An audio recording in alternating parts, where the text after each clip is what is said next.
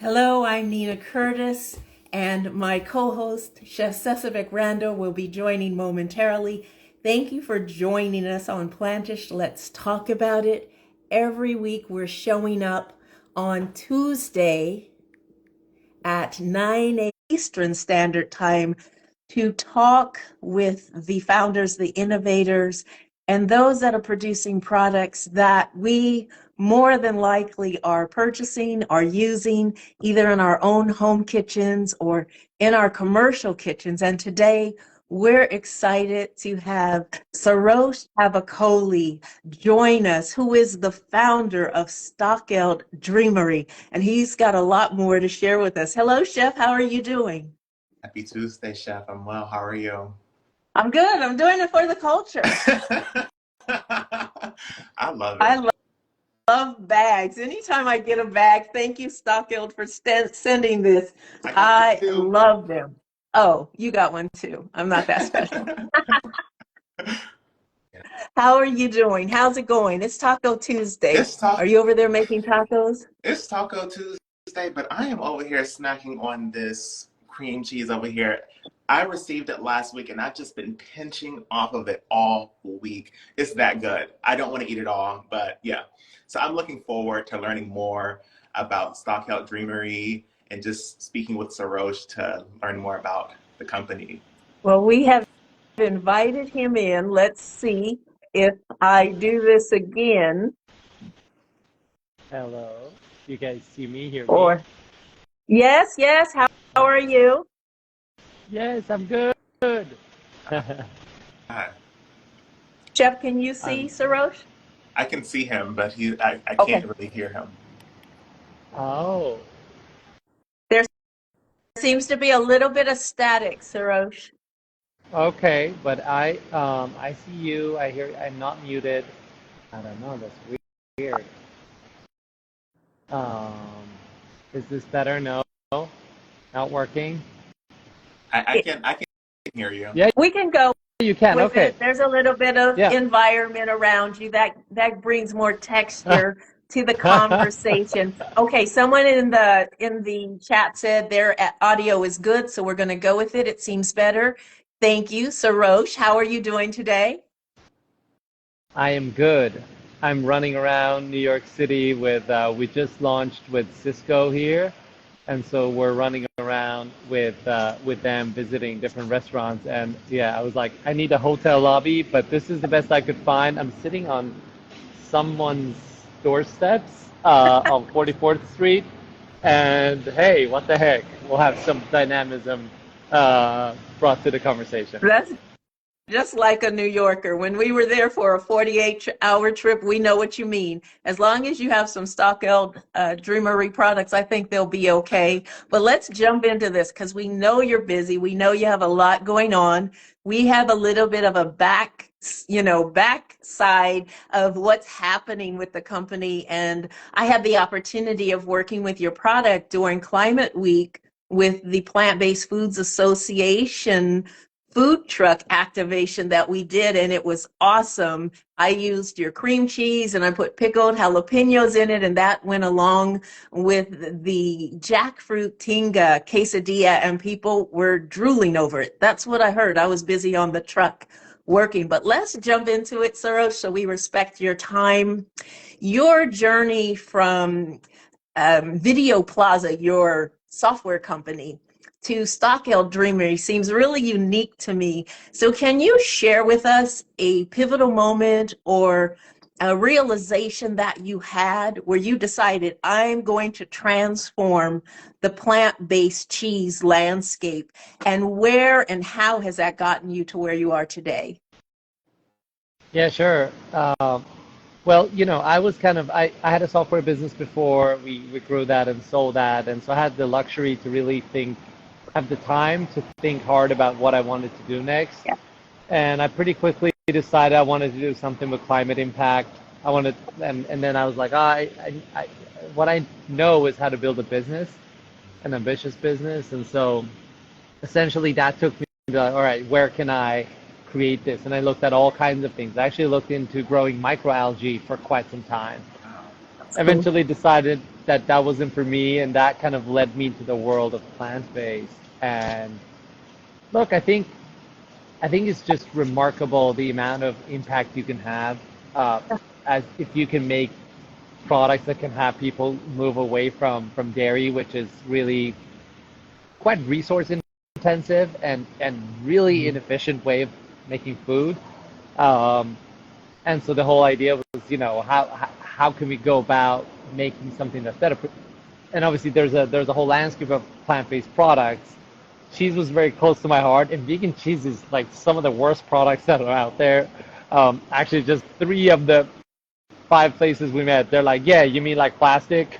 You mean like rubber? Or, and so, yeah, there's just obviously a massive demand for like creating better products that actually taste good and, have a natural texture to it. And also the story that we tell ourselves of what it is we're actually eating, etc. And I think the inspiration mainly came from, what Oatly was doing at the time, Impossible Foods and beyond. And it's like, wow, you can actually have a really big impact. We thought also very quickly. Obviously, the market has turned out to be not as fast as we had hoped, but yeah, just the sheer impact you can have on any environmental aspect. Obviously, as you look into the animal welfare side, it's kind of just plain disgusting, the factory farming and all that. You're like, ooh, I didn't really know this existed. And I think we all agree that we just need a bit less of this. Like, no one's going to argue we need more animal farms, like, or factory farms. Right. And then the health aspect. So those kind of combined came like, all right, if there's a way of making a better cheese, like, that's going to be massively impactful, and decided to jump all into it. That makes so much sense. Wow, Totally. that's amazing. So sustainability is more than a buzzword at Stockeld Dreamery. Could you give us a behind-the-scenes look at how sustainability influences decisions in your sourcing, production, and products? I mean, honestly, we feel our core mission is the core driver of sustainability. Like we have a fully, so one, we didn't want to just, take our word for it. We actually have done the hard work of measuring our CO2 footprint and then comparing that with dairy. So our cream cheese has about 68% lower footprint than dairy, and the cheddar has 78% lower footprint. So that's pretty remarkable. So we're just all about selling as much cheese as possible and try to replace as much dairy as possible. That is every other metric. Like, this trumps every other metric. So we're not obsessing about the packaging or minimizing waste in the whatever cardboard or this or that. We're really trying to maximize sales, because that is where the main sustainability impact will be. Yeah. Very good. Wow. Thanks for that. You speak about sustainability, and I know that because I've had a chance to really peruse your business and talk with you a little bit, and even see you in New York during the plant-based foods food truck activation. And we know that consumers' needs and demands are evolving so quickly. How do you keep up with that? Because I know one thing you really focus on, not just sustainability, but you talk about the nutritional value of your cheeses and your different products. And a lot of times we're trading off maybe some health concerns or issues for, oh, well, this is great for sustainability and for animal welfare, but our health is important too. And I know that you are very focused on, yeah, it's accessible, it's healthy for you. Can you expand on that a little more? Yeah, I mean, I want to tie it back to the story that we're telling ourselves, and I think we're seeing a bit of a backlash with the plant-based, with some of the plant-based foods that are mimicking. We just heard this today, like, that a customer said, like, no more fake chicken, like, just the idea of the fact that that product has turned into all it is, it's fake chicken. It Nobody wants to eat fake chicken, right? Like, you want to eat, you want to, because fake chicken just means what it's not. It's not chicken, but what is it then? So I think that's so try to come back to the story. So we talk a lot about fermentation and the product being cultured, and we think that is a pretty compelling story of what you would want to be eating. Do you want to eat someone called a competitor product? Oh, that's just like whipped palm oil. Like, oh no, I don't want to eat that, right? But do you want to eat like a fermented, product that has live probiotic cultures in it, that's made of chickpeas and lentils and has that natural tang to it? I think that's a big part of making these products compelling to consumers. And then obviously you have a wide range of consumers who care about so many different things. And some, are obsessed about seed oil. Some are obsessed about it being organic and soy-free. And, I met this guy the other week. He was obsessed about coconut oil, how bad that is. And it's like, you can't win them all, right? You just got to... And so I think the fermentation is one thing we're leading with. And on the other side, trying to really be part of culture. Right, and the way we do that is to work with the absolute best bagel shops and the burger shops and be part of that and just kind of normalizing it that way rather than getting very intellectual and very detailed on every bullet point of benefits of here and there. We have those and we can talk to different customers about those when relevant, but in general, we just try to keep it simple, a packaging that's compelling, nice colors. A lot of humans involved, etc. So yeah, I hope that helps. No, it does. I think, and Chef and I have had this conversation a lot. We've got to keep it simple. We've got to make sure, that if we deliver a product or a service or a meal, the benchmark is already that it's great for you on the nutritional level, the health level and all. And I love that about your company and how you, as you said, express that and market that out. I love your quote, make cheese or die trying. I mean, I'm just like, okay, where was he? What headspace was Sorosh in when he said that? And I can only imagine, but I want to hear it from you. And how does that, I'm going to say motto, keep you in line with maybe or not your thoughts of innovation and this competitive market, as a consumer or even as a chef or a food service operator, we have to believe or we have to read between the lines of the marketing, let's say. And this is why I love this platform and these conversations. And I thank you again for coming on our platform and giving us behind the scenes and kind of a peek into your mind and how you lead your team with how you are really going to transform the plant-based cheese industry that obviously impacts the dairy industry. I mean, it's projected global revenues of $7 billion in the plant-based cheese industry by 2030. That is not that far off.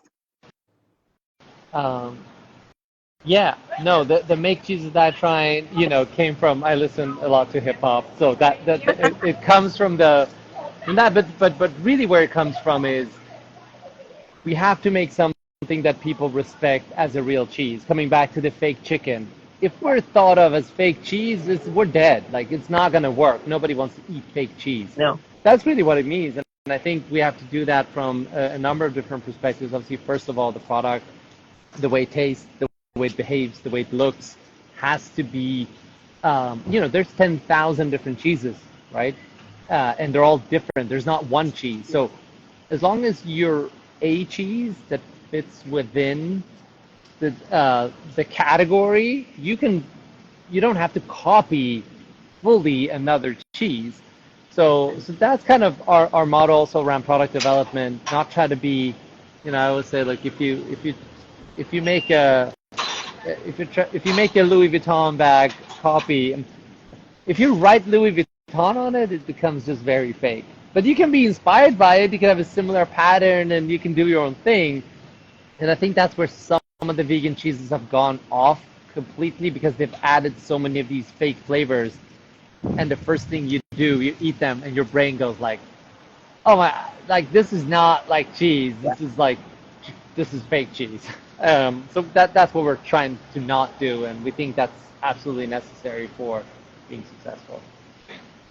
I agree with you. I think it's really important because I know in culinary school, they drilled in us, especially plant-based and raw vegan at the time. If you're going to call it something, make sure it is familiar to the person you're serving it to. Otherwise, the brain is going to say, this is not what I'm expecting. And then we know that that's a disappointment. So I love that approach that you have and all that you're doing. Before Chef takes over with some questions for you that we hold kind of to the coming close of and we have a few more minutes. What is something you would like that you're never asked in an interview? What is something you would like to answer and let our community, because that's what we call it, not an audience. This is a growing community that we've had for a while. What is something you'd like them to know in general about Stockeld, but also about you and how you see our future? That's a very big question. Oh my God. I mean, what Well, I really, on a very here and now, I mean, the everyday hustle is what I'm really proud of what we're all doing, whether it's running around with samples or, sampling to consumers, or all of those aspects are brings me a lot of energy, and it's some people don't necessarily realize the amount of work that goes in by the full team of starting something new. So yeah, there's some of those parts you're like, oh, you guys have no idea, the amount of self distribution we're doing because we're waiting for distributors. We just onboarded Cisco, as I mentioned earlier. So like congratulations. that's a massive thing for us. I don't know, something to know about me. I don't know. I've got 3 kids. With they love the cream cheese. They eat it with the spoon. We have a new strawberry coming Oh, out. They're good. like, Dad, you've made ice cream. This is ice cream. But I mean, there's also, I guess, a darker side of things as well. Of like, there's so much pain right now in the industry. So many of our peers have died. The future is very uncertain for most businesses, honestly. And I don't know, just an acknowledgement of that and the pain I guess we're all going through, trying to stay positive and push and pound through as the market is kind of resetting a bit, investor appetite is down, also consumers are kind of readjusting. Vegan cheese in particular, we talked about this a few times already today, but has a bad reputation. A lot of people have bought products they didn't like, they paid a lot for it. And so, there's a bit of like rebuilding that trust with consumers. This is not just good marketing. These products actually taste better, they perform better, they have better nutrition. And so, yeah, those are 3 topics. I'll stop there. That was a lot. We don't have to, be long and drawn out. I think it's important. The goal of this platform is really to amplify the voice of the founders and give us, like I said, some insight. And that's what Chef Sesabek and I always talk about. And, making it efficient and just keeping it, like you said, punchy as we get people's attention, and people are taking the time to listen to us. And then there'll be people that also listen to the replay. We have a very high replay watch. So we want to thank everybody that's joined in with us live. If you have any questions, you can put them in the question box. And we want to thank everyone that will watch this replay. And please leave comments in the comment section, and Sorosh and Chef Sesabek and myself will answer and respond back to you, because it's all about community and engagement. Right, Chef? Absolutely. So we are going to, did I lose you? No, I'm here. Oh, good. Okay. We are going to move into the quick fire portion of this live session. So basically we have a list of questions. You get to answer them in a couple words, couple sentences. So the first question I have for you is, you've lived in multiple cities across the globe: Stockholm, London, New York City. What's your favorite travel destination, and what food that you enjoy most there? Wow. For some reason, I'm thinking of London. I met a parent this morning, and he said, his wife is from London, and they go there in the summers. I had so many memories from when we used to live there. I love that was the first time I got introduced to like what I felt was like a new generation of like um, vegetarian, plant-based, I don't know, fresh food. Because when you get lunch, you usually go to like a bread or like you get a white sandwich in London. But then there were all these salads, and actually that was the beginning of my kind of vegetarian, vegan journey. Uh, uh, oh my God, what? The Green Kitchen app. I don't know if you guys follow that. That was a great recipes of all these like kale salads and using nuts, using tahini, massaging everything with like olive oil and lemon. And to this day, I'm like eating that diet. But that's when I was just like, oh, like you can make it this good. Yes. So sorry, long answer, but that's what came to my mind. No, I love that. we love that. Yeah, you can never go wrong with the kale salad. That's just me all day long. Yeah. Okay, so moving along to the next question. What's the best meal you ever had and what made it unforgettable? Oh, you should have prepped me with these questions. I mean, No, this is why they're quick Yeah. fire. We don't want you to have to think about it. We want you I'm to thinking taste of it. I'm thinking of like Persian food. Yeah. You come to the table. I'm Persian, so like there's a big table. There's all this rice and all these stews and all these flavors, and there's like the fresh herbs. And my grandma she was growing all these fresh herbs, so there was always like from the garden, and any meal would just be spectacular. When she's no longer with us, but yeah, those memories are amazing. You had me at grandma. When you say grandma, we already know they are throwing down, and the spread, you better have an appetite and not tell her you're full. That's universal. Absolutely. 100. 100%. Love that. 100%. Love that. So next question, what book are you currently reading or which book have you read that had an impact in your journey? Oh, actually Dan Barber's book, The Third Plate, was one of the, because I mean, you heard my background. I came from software, was my last business, and I came in a bit from this like very pragmatic, like rational, measure your footprint. And that was kind of a very eye-opening book for me to just realize the value of food, the role of the chef, the curation you guys are doing.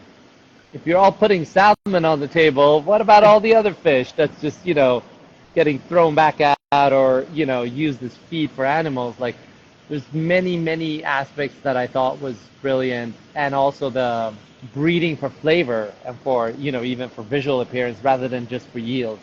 But some of those things I thought was really mind-blowing. Love that. We'll have to add that to the list, Chef Nina, for books for us Yes. to check out.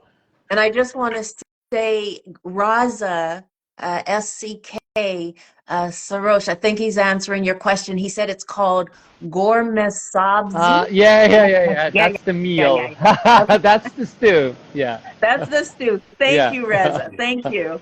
Love it. Love it. All right, moving along. What's your ultimate comfort food from Sweden? Ooh. I like that. Ooh. I mean, I just came to think of like meatballs with like the lingonberry.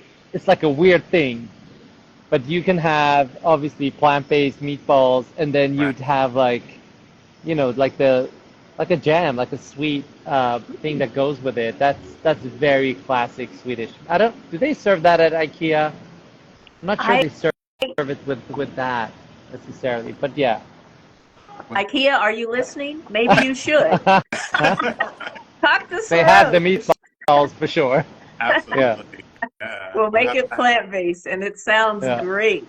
Thank you for that. They have it plant. IKEA, they're good. They have plenty of good options Yeah. for Yeah. yeah. We like IKEA. Yeah.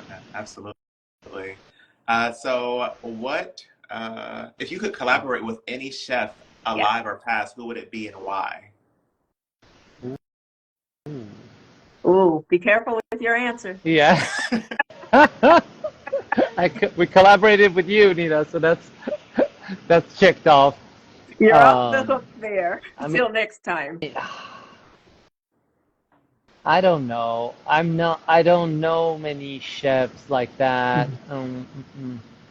It would just be, obviously, it would be interesting to meet Daniel Hum here in New York, right, at 11 Madison. No, I don't have I don't have a thoughtful answer on that. It'd just be interesting to see a lot of, res reputable chefs play around with the product. Yeah. Absolutely. Um, Love yeah, that. Well, New York is a small world, so you never know who you're going to bump into. yeah, yeah. Yeah. Actually, I would love to make a momofuku burger Mhm. with David Chang and with some chili crisp on a Oh. double smashed burger. I'm waiting for someone still to put that on the menu. Uh-oh.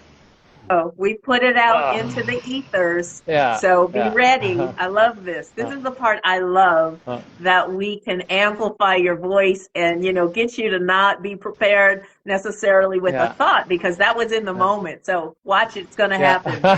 yeah.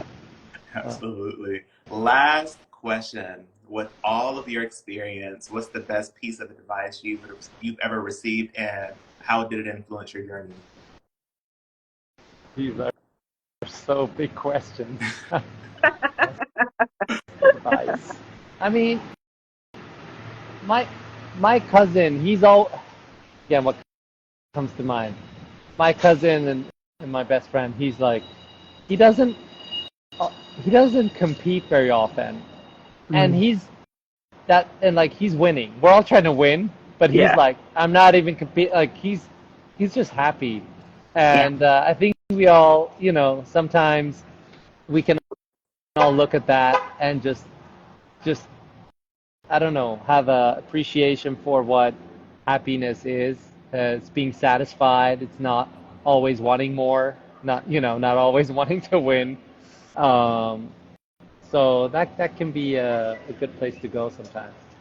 I love that so much. That was some good wisdom right there. Just being content with the present moment. That's beautiful. Thank you so much for that. That concludes the quick fire.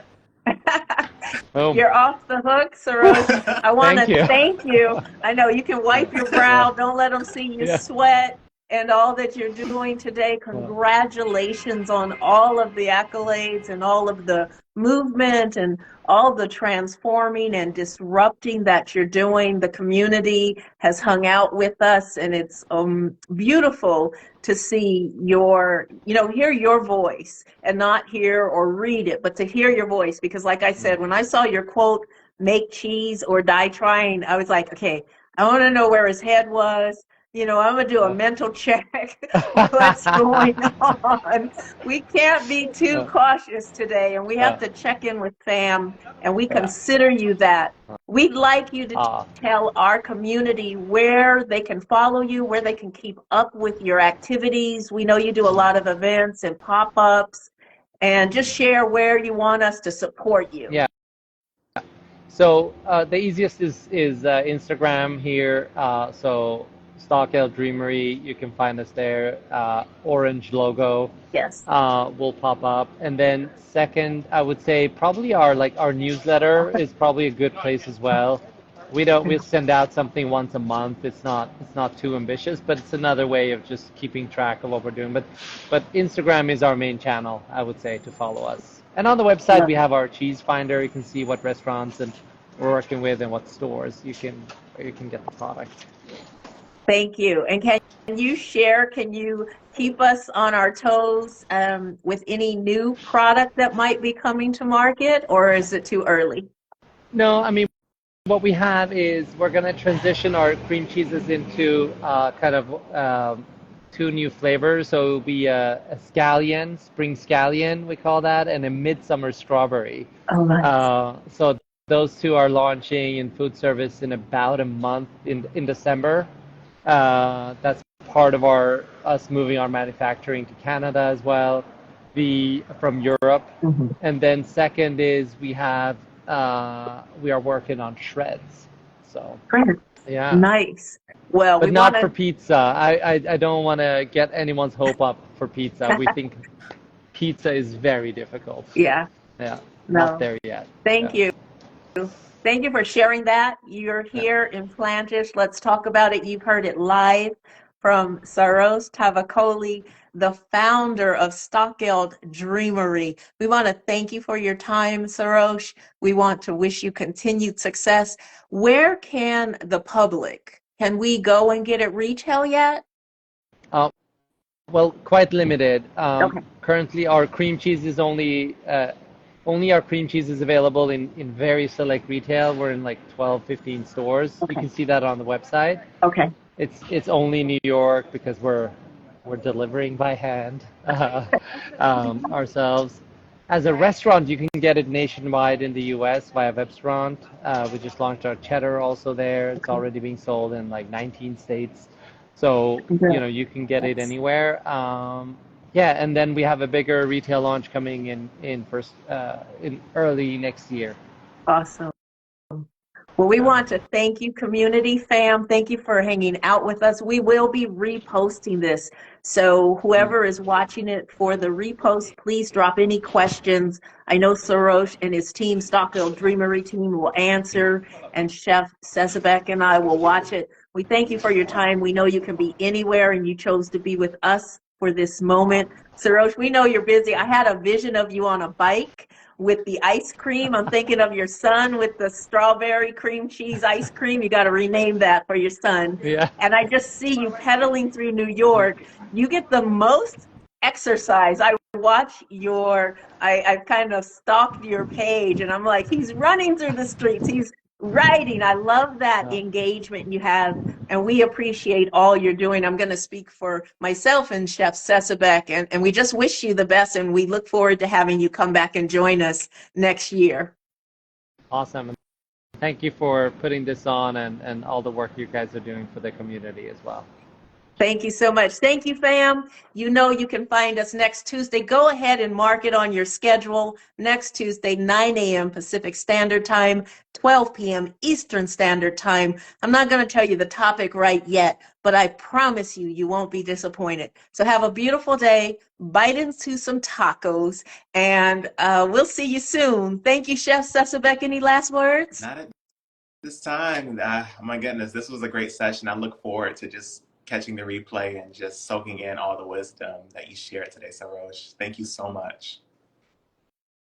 Do you have any cream cheese there with you that I could borrow, that I could have? Could you pass it through the phone? Mine is almost gone. I don't know about that. I have my cucumbers. I have my, which one is this? The garlic and herb? Oh, no. It might be gone, but it's chef.